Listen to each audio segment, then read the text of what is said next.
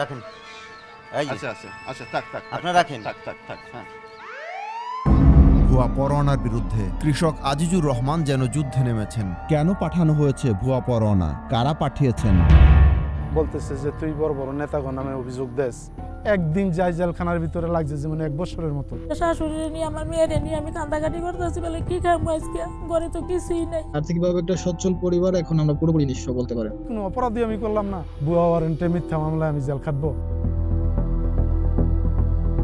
কারা কর্তৃপক্ষ তখন তারে ছেড়ে দিতে বাধ্য। সে কাজ দিতে পারে, এটা হতেই পারে। একটা মানুষের খামাখা ওনারা জেল খাটামো এরকম মানুষ আমি না। তারা তো কোনো ক্রমেই সেটা থেকে মুক্তি পেতে পারে না।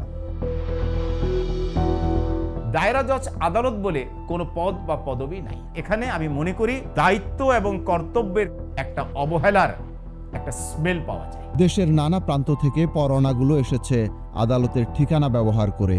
চ্যালেঞ্জ করলাম যে এই যে সইটা দেখতেছেন আর সিলটা, এই সিলটা হইছে বানোয়াট। যাচাই করেছিলেন যেগুলো ভুয়া কিনা? আমি একটু পরে ফোন দিই আপনারে। আপনারা আমি আইনের ধার পান্তে নিয়ে ঠেকামো, কাঠগড়ায় আমি ধার করায় ছাড়বো। ভুয়া পরোয়ানায় আজিজকে আটকে রাখায় কারা কর্তৃপক্ষের দায় কতটা